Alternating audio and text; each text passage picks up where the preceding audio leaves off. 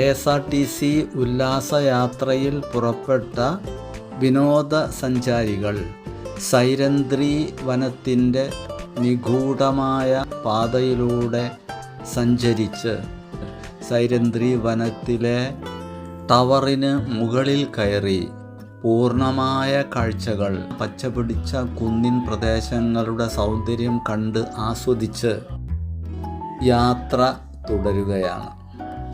വനത്തിനുള്ളിലെ ജീവനക്കാരുടെ ക്വാർട്ടേഴ്സിൻ്റെ ഇടയിലൂടെയുള്ള യാത്രയിലാണ് എന്ന് തോന്നുന്നു.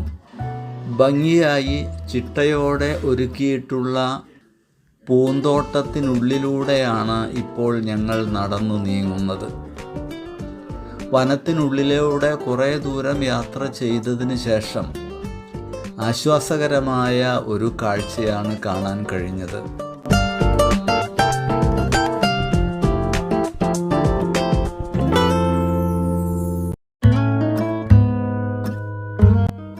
ഞങ്ങൾക്ക് വിശ്രമത്തിനും ലഘുഭക്ഷണത്തിനും വേണ്ടി ഒരു സംവിധാനം ഈ കാട്ടിനുള്ളിൽ നിലവിലുണ്ട് എന്ന ആശ്വാസകരമായ കാഴ്ച അനുഭവം ഞങ്ങളെ വളരെയധികം സന്തോഷിപ്പിച്ചു.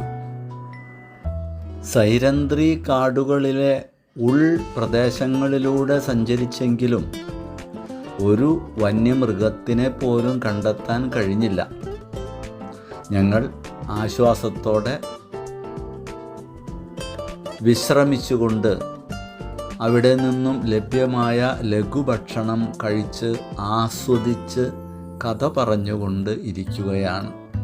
ചായയും അടയുമാണ് ഇവിടെ നിന്നും കിട്ടിയ ലഘുഭക്ഷണം.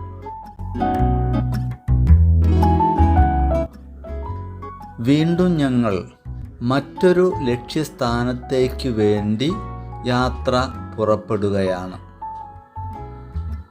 ഇടുങ്ങിയ കൽപാതയിലൂടെ ബഹുദൂരം നടന്നു നീങ്ങേണ്ടതുണ്ട് എന്നാണ് അറിയിപ്പ് കിട്ടിയത്. അട്ടകളുടെ ആക്രമണം അതികഠിനമാണ് എന്ന മുന്നറിയിപ്പും ലഭിച്ചിരുന്നു. നമ്മളുടെ അനുവാദമില്ലാതെ, നമ്മളെ ശല്യപ്പെടുത്താതെ, നമ്മളിൽ ഒരു സൂചന പോലും നൽകാതെ നമ്മളിലെ രക്തം ഊറ്റിക്കുടിച്ച് സ്വന്തം ഭക്ഷണം കണ്ടെത്തുന്ന അട്ടകളുടെ പ്രവർത്തനം വളരെ ഫലപ്രദമായി തന്നെ നടക്കും എന്ന് നമുക്ക് മനസ്സിലാക്കാം.